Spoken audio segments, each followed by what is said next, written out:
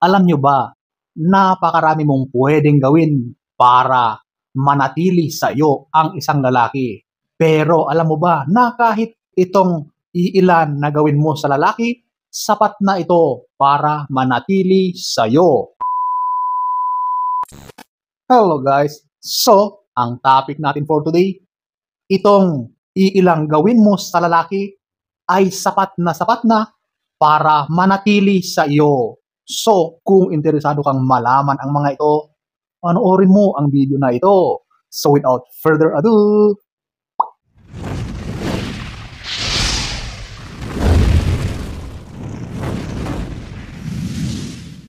so ito, ating aalamin yung mga iilan lang ito na maaari mong gawin para ang lalaki ay mag-stay at hindi ka iiwanan.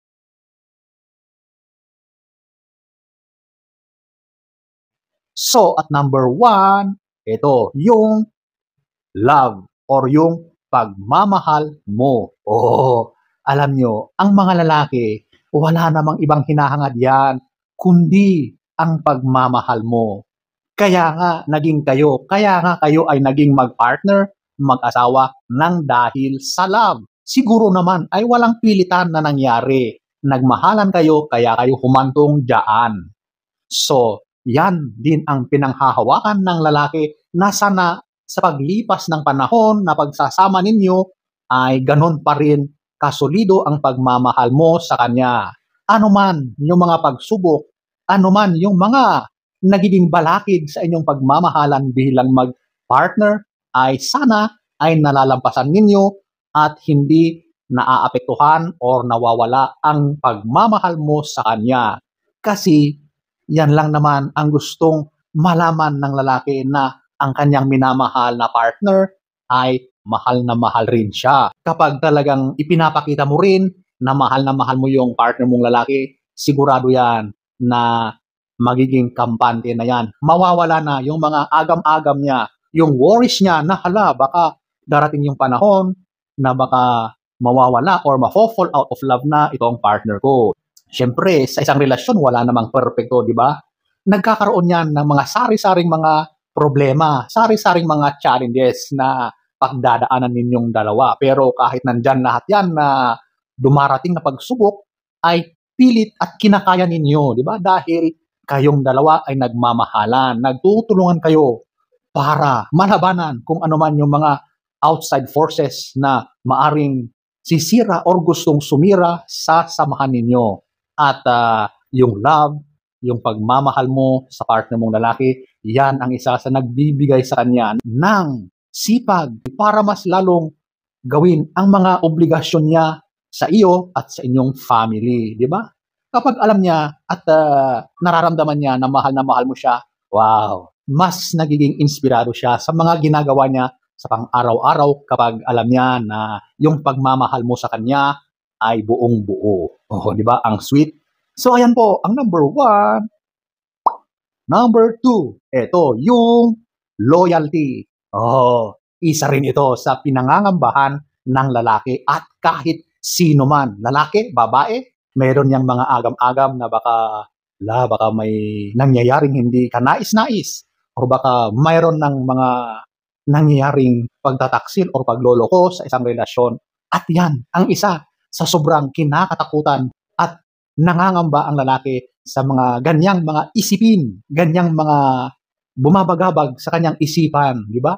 Siyempre, kapag meron ng ganyan, nako, siguradong wala na, warak na or wasak na, sirang-sira na ang relasyon kapag meron ng breach doon sa contract nyo bilang mag-asawa or mag-partner. At yan ay yung pagloloko, di ba? Kapag loyal ka sa partner mo, walang panloloko, walang cheating, walang pagtataksil na mangyayari, di ba? At saka ito, kung mahal mo ang partner mong lalaki, hindi ka gagawa ng mga bagay-bagay na ganyan. Kasi nga, di ba, mahal mo, ayaw mo siyang masaktan. Sa isip pa lang ay talagang hindi mo na i-entertain ang mga ganyang mga gawain, di ba? Kahit maraming nagkakagusto sa iyo, maraming ibang lalaki na nagpapahaging o nagkakaroon ng interest sa iyo, deadma ka lang. Hindi mo binibigyan ng chance or never mong i-entertain ang mga ganyang tao or kahit man lang sa isipan mo ay talagang wala. Hindi pwedeng ganun, okay? So, yung loyalty mo, talagang isa yan sa talagang gustong-gustong malaman ng lalaki kung buo pa ba yung loyalty mo sa kanya or baka naman ay meron ng iba. Ganun yon, di ba? Alam nyo kasi, hindi maalis sa isipan ng lalaki yung mga ganyang bagay. Lalong-lalo na sa panahon ngayon na napakaraming temptations. Lalong-lalo na sa mga ganitong mga high-tech na ang mga kagamitan ng tao ngayon, di ba? Dito pa lang sa mga cellphones, sa mga internet, social media, andyan na nagkalat ang mga tukso dyan, di ba? Alam natin yan, hindi yan lingid sa kaalaman ng lahat, okay? Na lalong-lalo na ngayon na halos nandyan na at dyan din nangyayari, nag-uumpisa ang mga ganyang mga kalokohan. Yung mga ganyang pagtataksil, karamihan ay nag-uumpisa sa cellphone, sa social media, sa internet, di ba? So, kapag ang lalaki ay alam niya na buong-buo yung loyalty mo sa kanya, na talagang wala kang itinatagong kalokohan, ginagawa mo ang lahat para maproteksyonan ang samahan ninyong dalawa, tuwang-tuwa ang lalaki. Kapag ganyan ang nakikita niya, mawawala na yung mga pangamba niya, mawawala na yung tumatakbo lagi sa isip niya na baka may ganito nang nangyayari. O, di ba? O, normal yan na magkakaroon talaga ng mga ganyang isipin, lalaki man yan or babae. Okay? So, ayan po, ang number 2. Number 3, ito, yung bardagulan. Oh, ano nga ba ang ibig sabihin nito? So, ito na yung talagang ginagawa ng mag-partner. Yan na yung ginagawa ng dalawang nagmamahalan. Alam nyo na ang ibig kong sabihin. Okay? So, siguro may iba sa inyo na hindi sasang-ayon na yan ba, napakababaw naman yata ang mga lalaki at yan lang ang basihan nila para mag-stay sa isang relasyon. Alam nyo, hindi yan mababaw.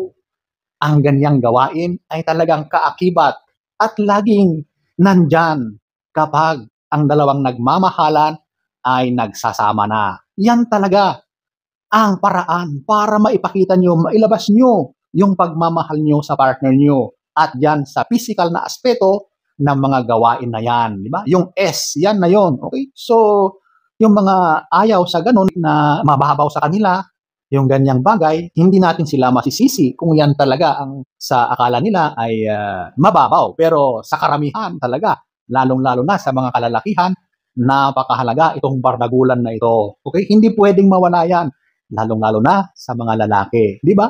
O, nagmahal ka, nagmamahalan kayo, nagsama kayo, nagpakasal kayo, mag-asawa na kayo, tapos walang ganon, walang bardagulan. Nako, ano na ang gagawin ninyong dalawa? Ano yun, magkwepentuhan na lang kayo magdamag? Ganon? Hindi pwede. Diyan nga mas nagiging matatag at mas nagiging malalim ang pagmamahalan ng lalaki at babae kapag nangyayari na yung bardagulan na yan, di ba? Oh, so, ito talaga ay napakahalaga sa isang pagsasama sa lalaki, okay? Pero sigurado, kapag ipinagkakait mo ito sa partner mong lalaki, nako, hindi ko maigagaranti na yan ay magtatagal sa relasyon nyo kasi parang ipinagkait mo na yung bagay na isa sa pinakamahalaga na gift para sa isang magkarelasyon. Regalo yan eh. Ginawa yan ng lumikha sa atin para pagsaluhan ng dalawang nagmamahalan. Pero kapag ipinagkakait mo yan, edi you will suffer the consequences of your acts. Ganun yun. Okay? So yung bardagulan na ito, kasama yan sa pagmamahalan ninyo. Laging magkasama yan. Okay? So, ayan po, ang number 3. So, ayan po ang tatlong pinaka-best na gawin mo sa partner mong lalaki para mag-stay, para manatili sa iyo. Hindi kanya iiwanan kapag yung tatlo na yan ay present sa inyong relasyon. Okay? So, sana ay nagustuhan nyo ang ating topic for today. Next story time. Don't forget to subscribe.